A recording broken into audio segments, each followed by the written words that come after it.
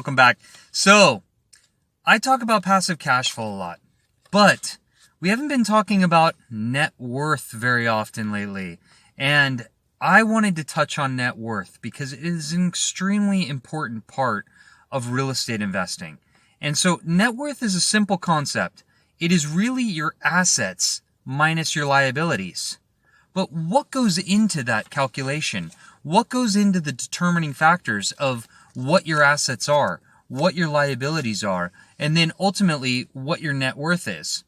So, as a rundown, assets are really anything that is liquid or illiquid, something that is of value. So, your assets can be money in your bank account, money in your checking account. It can be brokerage accounts that include any treasuries, any securities, any stocks and bonds that you may have, any ETFs. Those all go into your assets category. Other things that go into your asset category are your retirement accounts. So your retirement accounts become assets that you can draw upon, either now or in the future. So those go into your assets. Another thing that goes into your assets are any possessions that you have, personal possessions, automobiles, artwork, wine, watches that you may have that are of some value, antiquities, anything that you have that's of value that could ultimately be sold at some point, that goes into your asset column.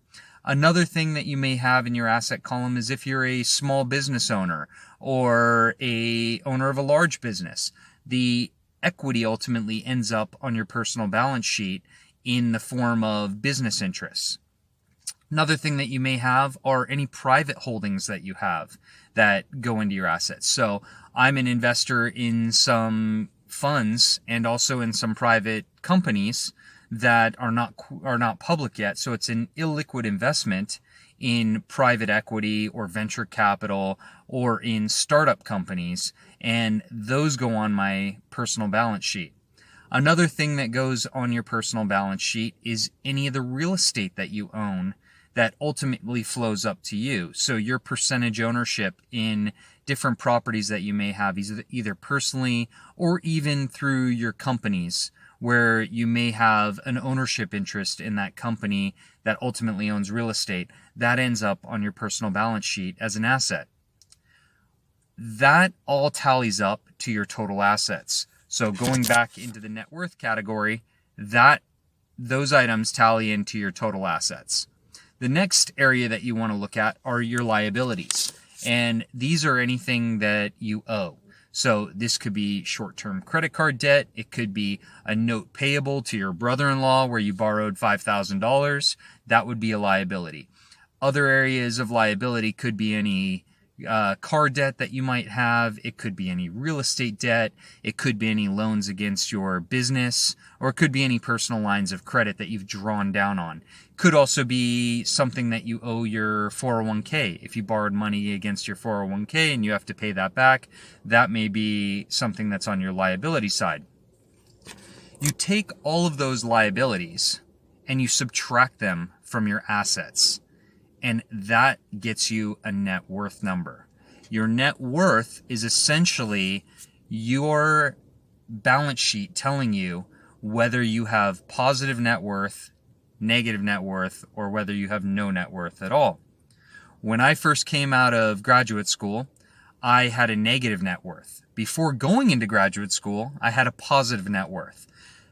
A couple years after graduate school, I was back at having a positive net worth. And ever since then, I've never had less than a positive net worth. And so what you tend to do is you build up assets over time.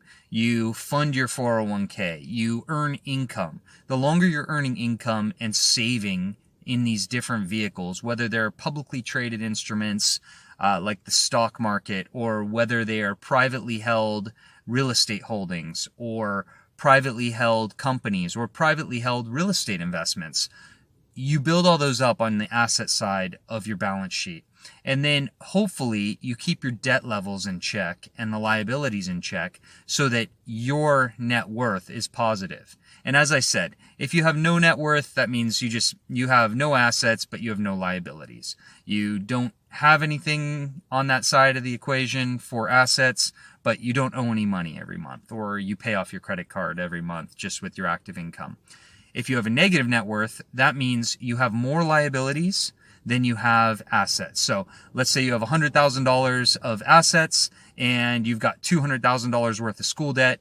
You are going to have a negative $100,000 net worth. Now, on the flip side of that, let's say you have $5 million of real estate assets. You have another $2 million of company assets, and then you've got another $2 million of cash and liquid assets. Then you've got $9 million of assets, and let's say your liabilities are $5 million.